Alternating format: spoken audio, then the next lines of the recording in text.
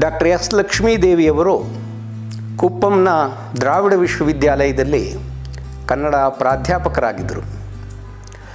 ಅವರನ್ನು ಕಳೆದುಕೊಂಡು ಈಗಾಗಲೇ 9 ವರ್ಷಗಳಾಗಿವೆ. ಅವರು ಅಲ್ಲಿ ಸೇವೆಯಲ್ಲಿದ್ದಂಥ ಸಂದರ್ಭದಲ್ಲಿ ವಿದ್ಯಾರ್ಥಿ ವತ್ಸಲರಾಗಿ ಎಷ್ಟೊಂದು ವಿದ್ಯಾರ್ಥಿಗಳ ಪ್ರೀತಿ ಮತ್ತು ಗೌರವಕ್ಕೆ ಪಾತ್ರರಾಗಿದ್ದರು ಅನ್ನುವಂಥದ್ದನ್ನು ನಾನು ಕೇಳಿ ಬಲ್ಲೆ. ಆಕಸ್ಮಿಕವಾಗಿ ಅವರು ಈ ಲೋಕವನ್ನು ತ್ಯಜಿಸುವಂಥ ಒಂದು ಸಂದರ್ಭ ಬಂತು. ಆ ದಿನ ಕುಟುಂಬದ ಪಾಲಿಗೆ ಅವರ ಪತಿ ಡಾಕ್ಟರ್ ನರಸಿಂಹಪ್ರಸಾದ್ ಮತ್ತು ಮಗನ ಪಾಲಿಗೆ ದುರ್ದೈವದ ಸಂಗತಿ. ಅವರು ಇನ್ನಿಲ್ಲ ಅನ್ನುವಂಥ ಸುದ್ದಿ ಗೊತ್ತಾದಾಗ ನಾವು ಕೂಡ ಅವರ ಸಾಧನೆಗಳ ಬಗ್ಗೆ ತಿಳಿದುಕೊಂಡಿದ್ದಂಥವರು, ಆತ್ಮೀಯರಾಗಿದ್ದಂಥವರು, ಪರಿಚಿತರಾಗಿದ್ದಂಥವರು, ಒಡನಾಡಿಗಳಾಗಿದ್ದಂಥವರು ಒಂದು ತೆರನಾದ ಆಘಾತಕ್ಕೆ ಒಳಗಾದರು. ಆ ನಂತರದ ದಿನಗಳಲ್ಲಿ ವಿರಾಗಿಯಾದಂಥ ಸ್ಥಿತಿಯಲ್ಲಿ ನರಸಿಂಹಪ್ರಸಾದ್ ಪ್ರೀತಿಯ ಪತ್ನಿಯ ನೆನಪನ್ನು ಅಮರವಾಗಿಸುವುದು ಹೇಗೆ, ಅವರ ಒಡನಾಟದ ನೆನಪುಗಳನ್ನು ಮೆಲುಕು ಹಾಕುವುದು ಹೇಗೆ, ಸಾಹಿತ್ಯ ಮತ್ತು ಸಾಂಸ್ಕೃತಿಕ ಲೋಕಕ್ಕೆ ಅವರು ಏನನ್ನು ಬಿಟ್ಟು ಹೋಗಿದ್ದಾರೆ, ಅದು ಎಷ್ಟು ಮಹತ್ವದ್ದಾಗಿದೆ ಎನ್ನುವಂಥದ್ದನ್ನು ತಿಳಿಯಪಡಿಸುವುದು ಹೇಗೆ ಅನ್ನುವಂಥ ಆಲೋಚನೆಯನ್ನು ಮಾಡಿದ್ರು. ಆ ಆಲೋಚನೆಯ ಪರಿಣಾಮವಾಗಿ ಅದರ ಪ್ರಾರಂಭಿಕ ಹಂತವಾಗಿ ಅತ್ಯದ್ಭುತವಾದಂಥ ಕವಿತೆಗಳನ್ನು ಡಾಕ್ಟರ್ ಎಸ್ ಲಕ್ಷ್ಮೀದೇವಿಯವರು ಬರೆದಿದ್ದಾರೆ. ಬದುಕಿಗೆ ಸಂಬಂಧಪಟ್ಟಂಥ ನಾನಾ ಆಯಾಮಗಳಲ್ಲಿ ಆ ಕವಿತೆಗಳು ಚಿತ್ರಣಗೊಂಡಿವೆ.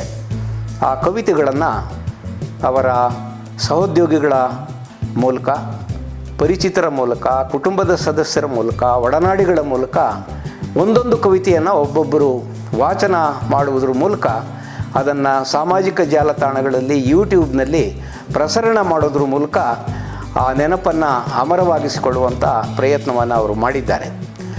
ಈ ನಿಟ್ಟಿನಲ್ಲಿ ಈಗಾಗಲೇ 10-12 ಮಂದಿ ಕವಿತೆಯನ್ನು ವಾಚನ ಮಾಡಿದ್ದಾರೆ. ಆ ಕವಿತೆಯ ಸ್ವಾರಸ್ಯವನ್ನು ಪರಿಚಯ ಮಾಡಿಕೊಟ್ಟಿದ್ದಾರೆ, ಅದರ ಮಹತ್ವವನ್ನು ತಿಳಿಯಪಡಿಸಿದ್ದಾರೆ.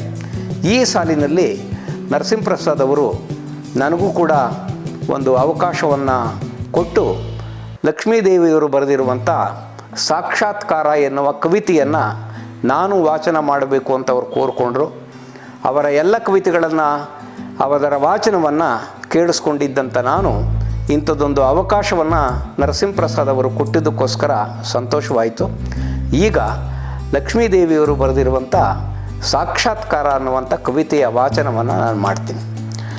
ಈ ಸಾಕ್ಷಾತ್ಕಾರದ ಬಗ್ಗೆ ಸೂಕ್ಷ್ಮವಾಗಿ ಕೆಲವು ಮಾತುಗಳನ್ನು ಹೇಳುವುದಾದರೆ, ಎಲ್ಲಿಯದೋ ಗಂಡು ಎಲ್ಲಿಯದೋ ಹೆಣ್ಣು, ದಾಂಪತ್ಯ ಜೀವನದಲ್ಲಿ ಒಂದಾಗಿ ನಡೆಯುವಂಥ ಒಂದು ಸಂದರ್ಭ ಬರ್ತದೆ. ಹಾಗೆ ಒಂದಾದವರು ಆದರ್ಶ ಜೋಡಿಗಳಾಗಿ ಹಲವಾರು ವರ್ಷಗಳು ನಡೆದಿರುವಂಥದ್ದನ್ನು ಗಮನಿಸಿದ್ದೇವೆ. ಒಂದಾದ ಕೆಲವೇ ದಿವಸಗಳಲ್ಲಿ, ಕೆಲವೇ ವರ್ಷಗಳಲ್ಲಿ ಪರಸ್ಪರ ಬೇರೆಯಾಗಿರುವಂಥದ್ದನ್ನು ನಾವು ಗಮನಿಸ್ತಾ ಇದ್ದೇವೆ. ಹಾಗಾದರೆ ದಾಂಪತ್ಯ ಜೀವನ ಅನ್ನುವಂಥದ್ದು ಏನು, ಸತಿಪತಿಗಳಾಗಿರುವಂಥವರ ಜವಾಬ್ದಾರಿ ಏನು, ಅವರ ನೈತಿಕ ಹೊಣೆಗಾರಿಕೆ ಏನು ಅನ್ನುವುದ್ರ ಬಗ್ಗೆ ಚಿಂತನೆಗೆ ಹಚ್ಚುವಂಥ ಒಂದು ಕವಿತೆ. ಏನನ್ನು ಈ ಕವಿತೆಯಲ್ಲಿ ಬರೆದಿದ್ದಾರೋ ಆ ತೆರನಾಗಿರುವಂಥ ಒಂದು ದಾಂಪತ್ಯ ಜೀವನವನ್ನು ನರಸಿಂಹಪ್ರಸಾದ್ ಅವರ ಜೊತೆಯಲ್ಲಿ ಲಕ್ಷ್ಮೀದೇವಿಯವರು ನಡೆಸಿದ್ದುಂಟು. ಅವರು ಹೇಳ್ತಾರೆ, ಇದು ಆತ್ಮ ಪರಮಾತ್ಮಗಳ ಸಮ್ಮಿಲನ. ದಾಂಪತ್ಯ ಜೀವನದಲ್ಲಿ ಸತಿಪತಿಯರ ನಡುವೆ ಅರಳುವಂಥ ಮತ್ತು ಗಟ್ಟಿಯಾಗುವಂಥ ಈ ಪ್ರೇಮ ಸಂಬಂಧ ಏನಿದೆ, ಅದು ನಿಜವಾದ ಅರ್ಥದಲ್ಲಿ ಆತ್ಮ ಪರಮಾತ್ಮಗಳ ಸಮ್ಮಿಲನವಾಗಿರಬೇಕು ಅಂತ ಹೇಳ್ತಾರೆ.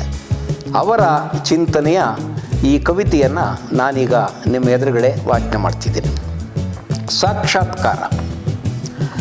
ಆ ಸಂಜೆ ಪೂರ್ವರಂಗ ನಮಗಾಗಿ ಸನ್ನದ್ಧವಾಗಿತ್ತು.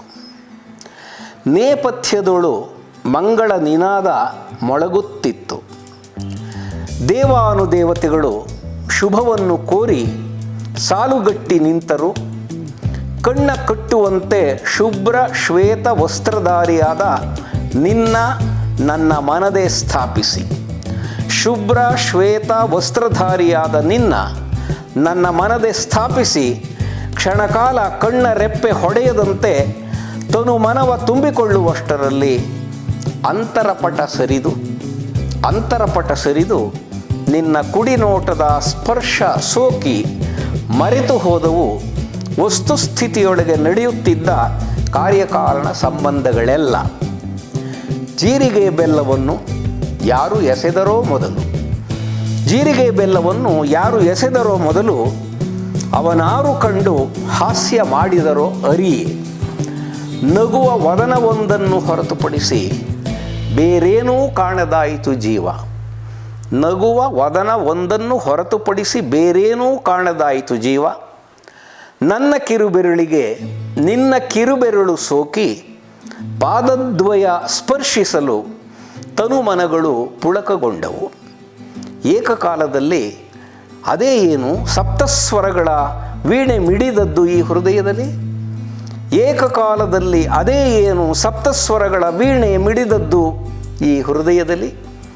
ವೀಣಾಗಾನದ ಶ್ರುತಿ ಇಂದಿಗೂ ನನ್ನೊಳಗೆ ಪ್ರತಿಧ್ವನಿಸುತ್ತಿಹುದು. ಸಪ್ತಪದಿಯನ್ನು ಇಟ್ಟು ನಿನ್ನ ಹೆಜ್ಜೆಗಳಲ್ಲಿ ಹೆಜ್ಜೆ ಜೋಡಿಸಿದಾಗ ಜನ್ಮದ ನಂಟು ನೆನಪು ತಂದಿತು. ಗರ್ಭದ ಸಂಬಂಧ ಕಂಡ ಅರೆಗಳಿಗೆಯಲ್ಲಿ ಸಂಚಲನಗೊಂಡಿತ್ತು ನಿನ್ನ ಮನ ಸಹಜ ತಾನೆ. ಕಾರ್ಯೇಚ ಅರ್ಥೇಚ ಧರ್ಮೇಚ ಕಾಮೇಚ ನಾತಿಚರಾಮಿ ಎಂಬ ಮಾತು ರಿಂಗಣಿಸಿತ್ತು. ಇದ್ದ ಸ್ಥಳದಲ್ಲೇ ಮನೆಯ ಮಾಡಿ ನಾಚಿ ಸಂಕೋಚ ಅಂಜಿಕೆಯ ಬೆರೆಸಿ ನಿನ್ನ ನಾಕಣ್ಣ ತುಂಬಿಸಿಕೊಳ್ಳಬೇಕೆಂದು ನೋಡುವಷ್ಟರಲ್ಲಿ ಅತ್ತ ಎತ್ತಲೋ ನಿನ್ನ ಧ್ಯಾನ ಕೇಂದ್ರೀಕರಿಸಿ ತೇಲುಗಂಗಳ ಚೆಲ್ಲಿ ಕುಳಿತೆ ಏಕೆ? ಎಷ್ಟು ನೋಡಿದರೂ ತೀರದ ದಾಹ ತುಂಬಿ ಅರಿತೂ ಅರಿಯದಂತೆ ನಟಿಸುವೆ. ಇನ್ನೂ ಈ ನಟನೆ ಬೇಕೆ? ನಡೆ ಮೈತ್ರಿಯೇ ನಡೆ. ನಿನ್ನ ಸಂಘದಲ್ಲಿ ನಾ ಅದ್ವೈತ ಪಡೆಯುವೆ. ಸಪ್ತಸಾಗರದಾಚೆ ಮುಕ್ತಿ ಪಲ್ಲಂಗದಲ್ಲಿ ನಿನ್ನ ಸೇರುವೆ. ಆತ್ಮ ಪರಮಾತ್ಮಗಳ